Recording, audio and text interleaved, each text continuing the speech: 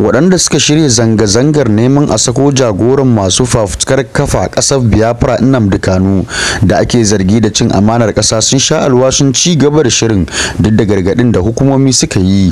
Masu shirya zanga-zangar sun sha alwashin gudanar da ita duk da umarnin da wata babbar kotun tarayya ta bayar wanda ya haramta musu yi zanga-zangar a sassan babban birnin tarayyar Najeriya Abuja. Sun tsara gudanar da zanga-zangar tasu ne a ranar Litinin 20 ga watan Oktoban da muke ciki na shekara ta 2025 domin neman gwamnati ta sako jagoran kungiyar IPOB mai fafutukar kafa kasar Biafra Nnamdi Kanu wanda ake tsare da shi tun shekara ta 2021 lokacin da jami'an tsaro suka kama shi a kasar Kenya so kuma mayar da shi Najeriya domin fuskantar tuhuma akan ayyukan ta'addanci. Jimmy Temple na cikin jagoran 'yan gwagwarmayar da suka shirya zanga-zangar kuma ya shaida BBC cewa gangamin nasu na neman 'yanci ne. Ya ce za mu taru a Abuja, za mu je mu faɗawa shugaba Tinubu cewa kawai ya ce a saki Nnamdi Kanu a yau, ba mu da damuwa da 'yan sanda. 'Yan sanda ma za su raka mu insha Allah, in ji shi. Tun da farko dai rundunar 'yan sandan Najeriya ta gargaɗi masu zanga-zangar da su yi biyayya ga umarnin kotu da ya haramta musu yin wannan wato gangami a wasu gurare na birnin tarayya Abuja da suka hada da mazaunin fadar shugaban ƙasa Aso Rock da majalisar dokokin tarayya da hedikwatar rundunar 'yan sanda da dandalin Eagle Square da kuma kan titin Shehu Shagari. Sanarwar da kakakin rundunar Benjamin Hundeyin ya fitar ta yi gargadin cewar rundunar za ta ɗauki matakin doka akan duk wanda ya nemi ta yadda zaune tsaye.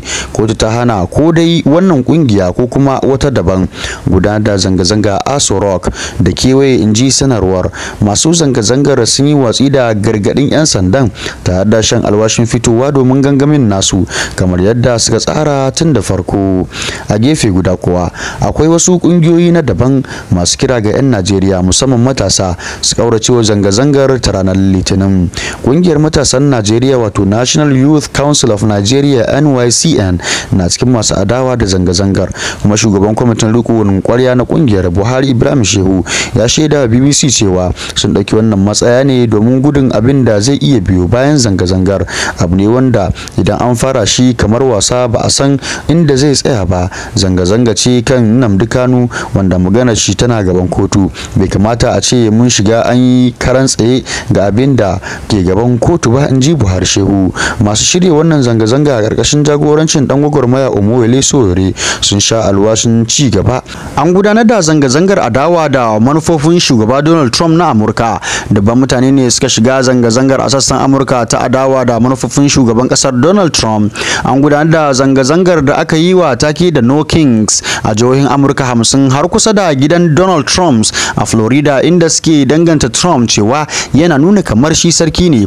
Masu zanga-zangar kenan a birnin New York. Masu zanga-zangar na adawa ne da manufofin gwamnatin Trump na korar baki da kuma girke jami'an tsaro tare da korar ma'aikata. Karo na uku kenan da ake hada gangami tun sake hawan Trump mulki a fadar White House a watan Janairu.